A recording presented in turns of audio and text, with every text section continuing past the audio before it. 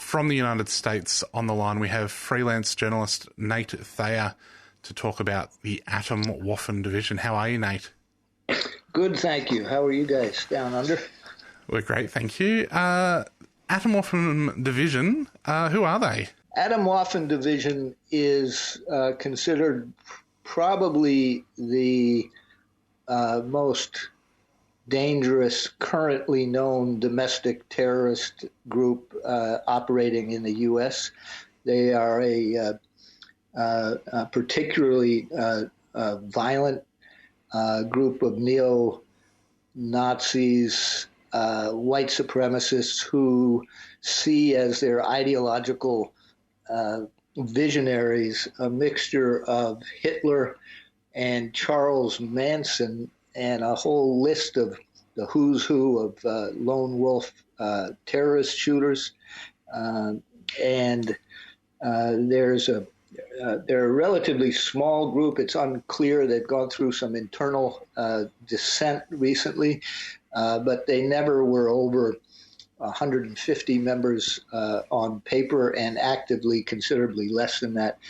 But what makes them dangerous is that they're kind of they're a cell-based, leaderless, state-organized group of lone wolf terrorists. They believe in their end game is one of creating just chaos through the use of mass violence and the destruction of not just government but social institutions, to create essentially an apocalypse, a collapse of the institutions of state and society in order to rebuild from the ashes. It's a mixture of kind of apocalyptic fringe religion and extremist fascist ideology. They're mainly very young teenagers. Some of them are not even 16. And they're a very disturbing group. They've been responsible for at least 5 murders in the U.S. in the last year or so. The first time I came across them was the thing in, I believe it was Florida, where it looked like they were planning on attempting to blow up a nuclear power plant or something, and it only fell apart when they all murdered each other. Is that correct? Correct. There were 4 Atomwaffen members living together in a condo. They were clearly plotting a bomb campaign. One of them murdered 2 others. The third was on military National Guard duty and came home to find the bodies. The guy who murdered the 2 others was arrested by police in the city of Tampa, Florida, and led the police back to the house where they found a virtual bomb-making factory that had all the components of bombs, including at least 2 kinds of radioactive material. They had fuses and chemicals, essentially everything you needed to launch a dirty bomb. They found evidence and maps that indicated that they were targeting not only electrical power grids, but a nuclear electric facility near Miami. It's very clear that that was just by the grace of God thwarted beforehand. It's emblematic of what these guys' game plan is, because it's not so much to create a new political system. Their end game is really the destruction of everything. That's why they advocate mass lone wolf shootings of churches, why they hold people like Dylan Roof and the New Zealand shooter and the Norwegian shooter up as heroes who should be emulated. Their intention is to create divisions in society and spark a race war that they call the day of the rope or the day of the bowl. The bowl being a nod to the hairstyle of Dylan Roof, who was the shooter who shot up and killed 9 elderly black church parishioners in South Carolina in 2015. He had what's called a bowl-style haircut. So a lot of them gather on dark web servers, which are by invite only, of which one of them is called the Bowl Patrol. They all are adamant supporters of people like Dylan Roof. That's essentially what they're up against. What's different about them is that most of these other shootings, as you well know, like the New Zealand shooting, like Timothy McVeigh's attack on the Oklahoma City federal building, like the Pittsburgh church shooter, like the fellow in Norway. I forget how many people, but they were all lone wolf people that weren't affiliated in an organization, although they all did have connections, certainly in the age of the internet. It turns out in retrospect that they chit-chatted with like-minded people. And the difference is that these guys actually organize on the dark web. They are in communication. They have held a number of weapons, live fire weapons, military training events, which they call hate camps, where they go off into the desert or into the national forest and shoot off their guns and do military training or whatever. So they've kind of transited from cyberspace to real life, and they have created an opportunity to identify who they are, although their operational security is pretty good, not good enough, but it's pretty good because they do chat with each other. That makes them different than these lone wolves who just kind of, no one had ever heard of them, and all of a sudden they're shooting up a house of worship. These guys are essentially the same kind of people as these lone wolf terrorists who shoot up schools and churches and so on, but they're sort of organized. They're organized into state-run cell structures. So a lot of them have never met each other. They don't know each other's real names or details. So even if one gets arrested, they really wouldn't have necessarily that much information on other people in their group. They also only recruit people who are very, very young. If you're over the age of 21, they're very, very reluctant to allow you into the group for the very reason is that if you're under 21, there's very little chance that you can be a cop. So for infiltration, it's a rather clever method. Many of these guys are 16, 17, 18, 19 years old, so they have very little footprint in life. They haven't really been arrested, most of them. They've never rented a house. They've never taken out a credit card. They've never had utility bills in their names. A lot of them don't even have driver's licenses. So there's not a lot of footprint when you're trying to do background searches to ID some of these guys. And so until recently, they were relatively unknown. In my 3-month investigation, I think I have uncovered the real identities of most everybody in Atomwaffen, and I'm in the process of publishing a series which includes profiling each one of them and their organization in general and the trajectory of the creation of this group. It's likely that the group will fall apart as a result of some of this scrutiny, but that doesn't mean that these people will be arrested, nor will they change their political stripes. They'll just morph and go elsewhere, believing in the same thing. And really, a lot of them have mental health issues. They're sociopaths by any definition. A lot of them have serious sexual identity issues. I mean, I've got a kind of a theory that, how we were all like 14 at one point and wanted to get laid, but we didn't because we couldn't kind of figure it out. But the rest of us kind of came out the other end of the tunnel, in our late teens and figured out how to get out of that kind of fog of teenage angst and confusion. These guys just doubled down and became neo-Nazis. They were pissed and confused and feeling, socially isolated. And instead of kind of working through it, they just doubled down on the hate and channeled it to other like-minded people. It's like a 21st century cyberspace version of the Lord of the Flies. It's these young boys whipping themselves up into a frenzy on the dark web, and then being spit out doing stupid things like shooting people. So you've made reference to Hitler and to Manson, to Dylan Roof, and a range of other figures.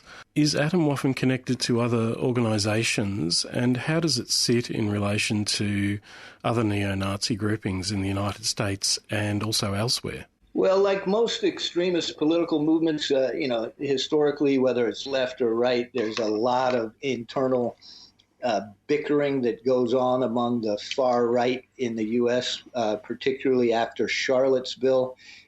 These guys come from the no compromise under any circumstances set, so they dismiss much of the rest of the alt-right, which would include the leadership that put together the Charlottesville events. They see them as being kind of weak and too compromising. There's another very important influence in Atomwaffen is that they're deeply connected to an extremist satanic sect that is an extremist offshoot of an already extremist satanic philosophy called the Order of Nine Angles. And in the last couple years, the Satanic Temple, a specific one in the United States called the Temple of Blood, has infiltrated Atomwaffen and has essentially taken over the group. So you have these fascist white supremacists who worship not only Hitler and Charles Manson, but also Satan.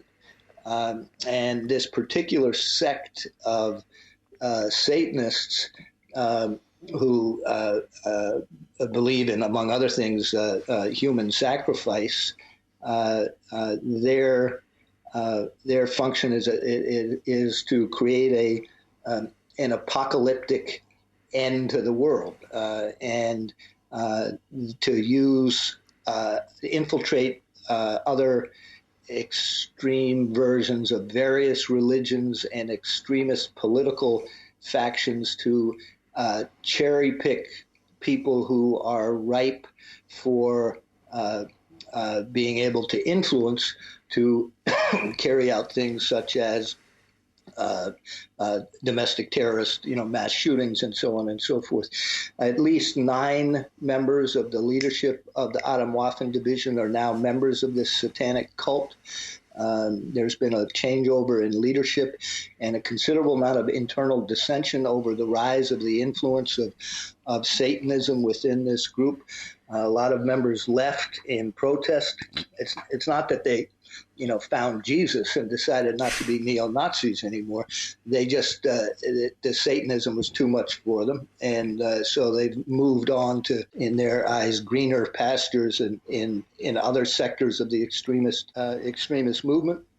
But that's a very important influence is the rise of satanic influence. So, you've got, neo-Nazi, heavily armed neo-Nazi Satanists running around thinking that, to destroy the institutions of society, that they're going to emerge victoriously from the ashes to create an all-Aryan controlled caliphate. If I didn't know this for a fact after due diligence, I'm not sure that I'd believe it myself. It just doesn't sound, satanic neo-Nazi terrorist groups. It sounds like something out of of a comic book. But in this case, it's true. You've released 2 articles out of a series of 5 on the Atomwaffen division. The first one was very interesting, and it revealed that a number of members had combat training from the US military. That's right. They purposely not only recruit from active duty military and veterans of the military, particularly combat veterans from the wars of Iraq and Afghanistan in particular, but they also encourage members to join the military in order to get weapons and tactical military training. And I did name several, but there are several more I'm aware of who I will be naming in the near future. These kind of investigations are. None of these guys use their real names. They were born and raised on in cyberspace, and they're relatively adept at keeping their identities secret, and you can't just go around accusing people of being members of a Nazi terrorist organization unless you're absolutely sure it's correct. So there's a lot of due diligence required in the process, but I've identified a number of currently serving members of the U.S. Armed Forces who are a member of the Atomwaffen division who have yet to be publicly identified. I mean, this all sounds quite disturbing. Yeah, they have Australian connections as well. They've got a number of connections in Australia. Okay, what sort of connections do they have to Australia? Well, they have since they operate primarily in the dark web, it's kind of a borderless terrain, and there's a number of people that I've run across who are Australian who have been daily communication with these people and share their ideology. I'm not in Australia to actually figure out who are the actual real people behind this. It requires a considerable amount of due diligence outside of the web, so you can't just sit behind a computer and figure out, who's who.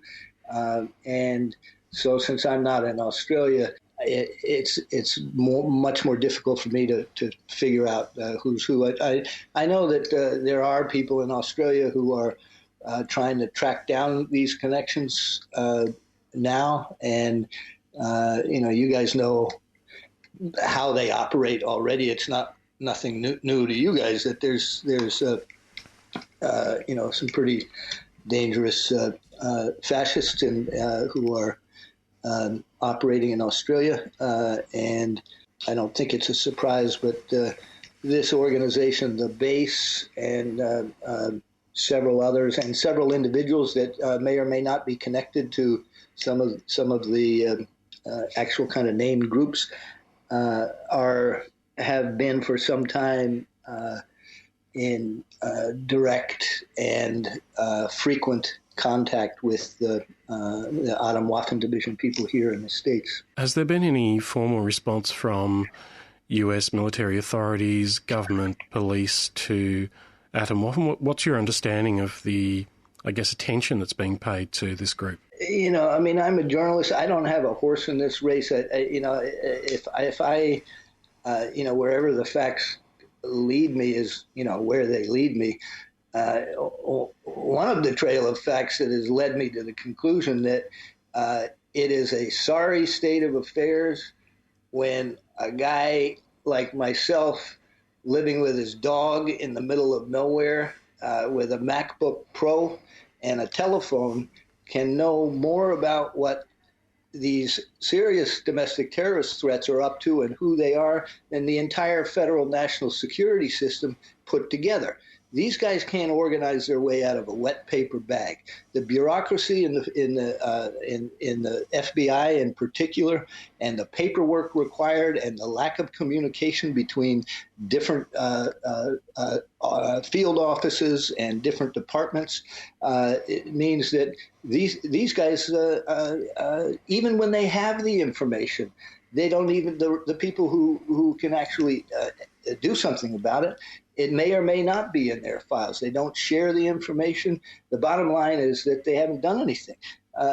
The couple people that I named and slam dunk detail. There's no one's questioned the accuracy of some of these people that have been fully exposed as active duty members of the U.S. Armed Forces. They continue to be U.S. Active duty members of the armed forces, and I know for a fact that they have not been disarmed. They continue to be trained. So you have essentially, in these cases, that the U.S. government is providing weapons and military training to people who are on the record as committed to the violent armed overthrow of the U.S. government. It's ridiculous. They might be a shade too pale for the government to take them seriously as a threat. Well, they do. I mean, there is, there are distinctions to be made. This is what they will argue, is that, and you're not going to find anyone who's more of a believer in free speech. You can believe any goofball thing you want to. And you can say any goofball thing you want to, and you can write any goofball thing you want to. You just can't do any goofball thing you want to. There's rules, and there's rules of law. There is no federal government list of domestic. You'll see references all the time to these are recognized domestic terrorist groups by the U.S. government. There is no list. They're restricted in what they can investigate unless they have evidence of a predicated crime that's been committed or one that's about to happen, right? So in many ways, as a journalist, I don't have any rules. I can snoop and sleuth as much as I want. I don't need any predicated crime. If you're a neo-Nazi who says you're committed to both Satan, Hitler, Charles Manson, and the overthrow of the U.S. government, hey, that's a news story. So there's nothing holding me back. But in terms of law enforcement, it is a little bit more complicated, but not that much more complicated. If they wanted to shut these guys down, they could. I know that most of these guys are breaking all kinds of laws. That's for federal law enforcement. Now, for the U.S. Army, they don't have free speech rights. When you sign into the U.S. Armed Forces, you're not allowed to be a member of a extreme political extremist group. You're not allowed to espouse extremist ideology. And if you are found to be, it is grounds for being court-martialed and discharged from the Army.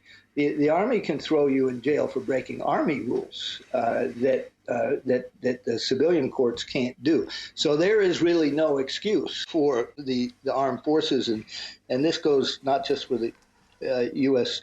Army, but also for some of the state National Guards where Atomwaffen members have been found to be active duty, the U.S. Marine Corps, where Atomwaffen members have been found also to be of active duty. They just they haven't taken it seriously. So, my conclusion is it's really only the harsh glare of public scrutiny that's going to put pressure on the Army just to basically embarrass them into doing something. You're not going to find any veterans who are amused by active duty U.S. soldiers who are supporting the armed overthrow of the U.S. government, and look to Adolf Hitler and Satan and Charles Manson as their ideological mentors. And so there is a lot of pressure that I know has been brought to bear from people who read my and other stories in the press about who these guys are, and naming specifically who they are and what they're up to, and hopefully that will result in something. But it's frankly a little bit embarrassing how inept and it's kind of Keystone Cops the way federal law enforcement. That's just my opinion.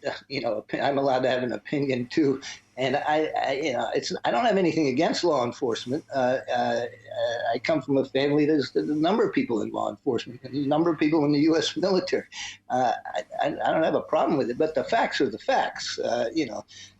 There are a few thousand people whose job is to not allow domestic terrorists to operate with impunity in the U.S., and they're not doing a very good job.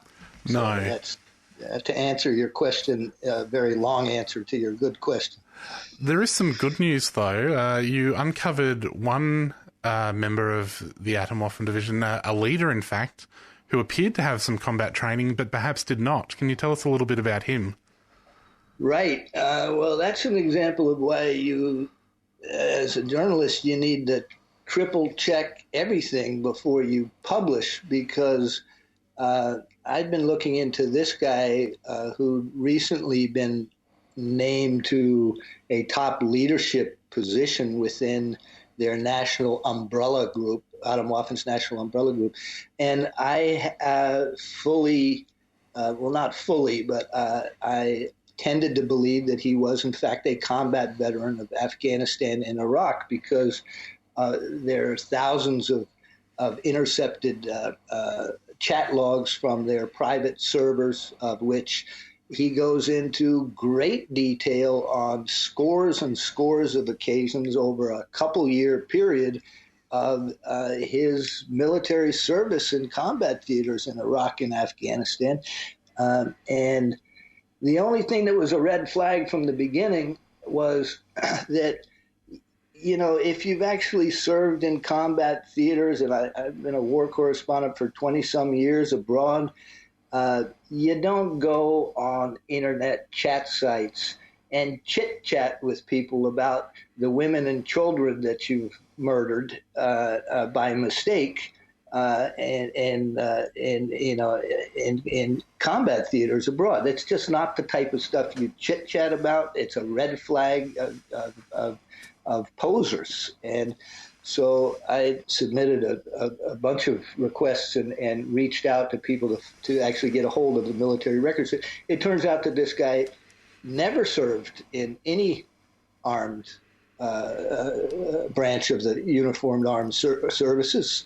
He claimed to have been Army infantry trained at Fort Benning in Georgia, and then deployed to Iraq and Afghanistan, and then joined the Arizona National Guard. None of that is true. He's been working full-time in a hardware store in Arizona, and a couple other places. I got a hold of his verified work records, and I got a hold of the military and had them confirm that he never was a member of any of the branches of the armed forces. So he's what is referred to as a stolen valor case, something else of which I don't know anybody from any political stripe that finds amusing people who try to take credit for other people's, dangerous and very unpleasant combat service. It's just, there's every reason to be just shamed and embarrassed by doing that,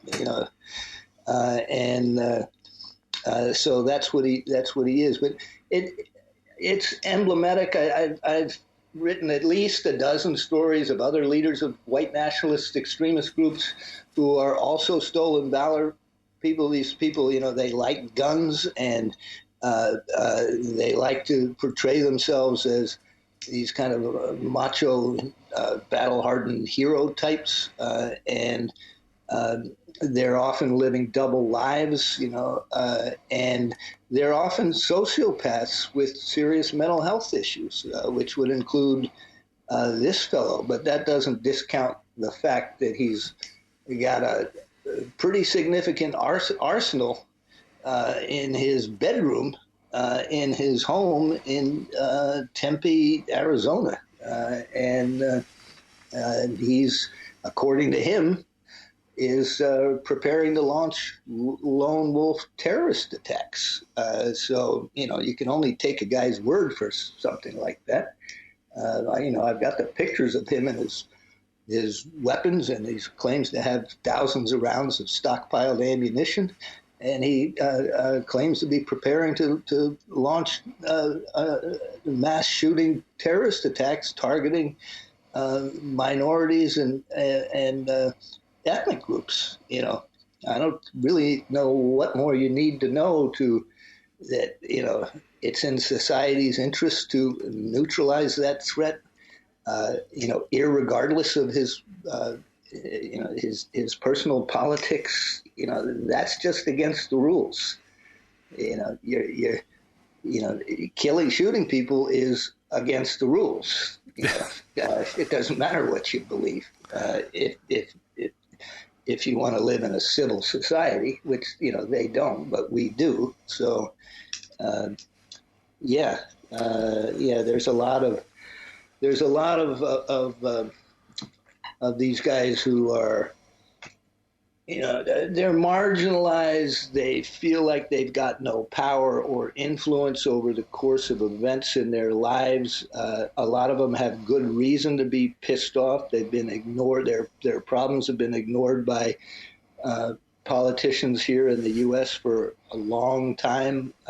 And so, a small percentage of them turn to this kind of stuff out of,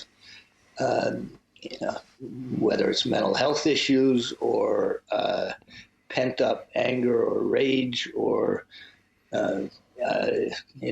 too many illicit recreational chemicals or whatever combination, they end up being part of groups like this.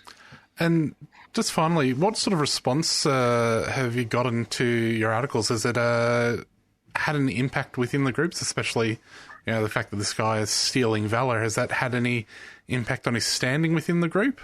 And what have they thought about your reporting? Well, they're very upset. I've gotten, I can't even keep count of how many death threats I've gotten in the last couple of weeks. They've doxed me. They've publicized my Social Security numbers, the addresses and details of relatives. They're trying to track down my physical location. They've hacked into my computer, successfully shut down my website within minutes of the first story going up a week ago. They're very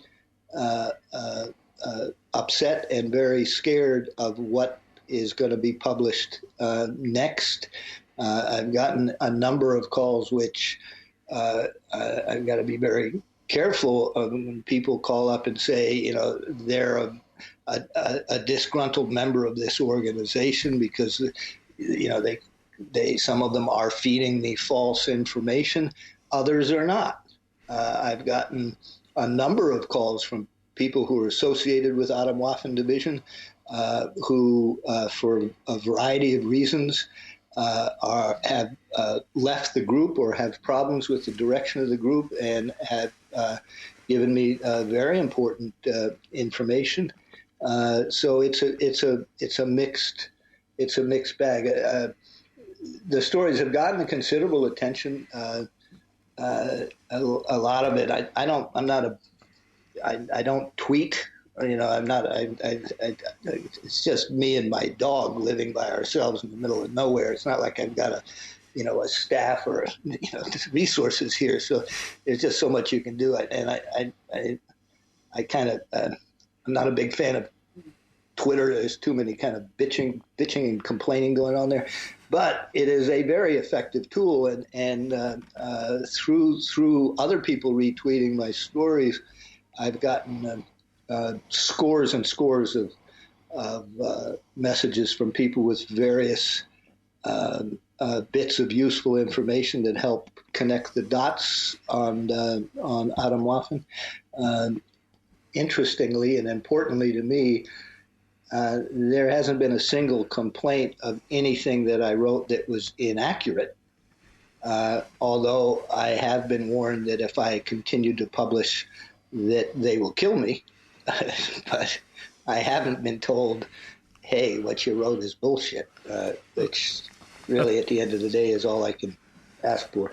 That's probably an indication you're on the right track, Nate.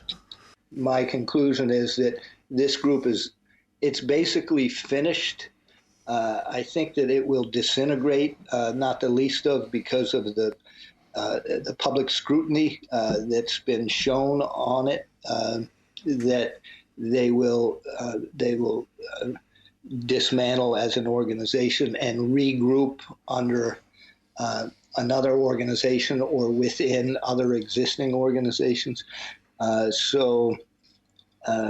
one of the problems. It's not like they've changed their ideological stripes, and a lot of them will go further underground, which honestly is not necessarily a good thing because they're much harder to track if you don't know who they are, if they're not affiliated or attached to anyone or telling anyone what they're up to or what they're thinking.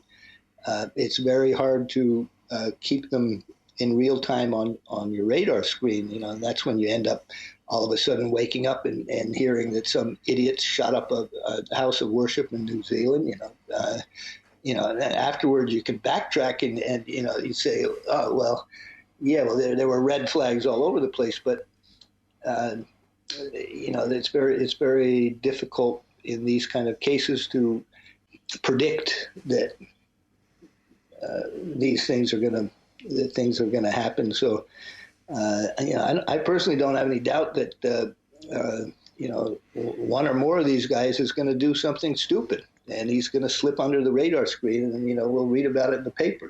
That's, it seems to me is somewhat inevitable if you take them at their own word.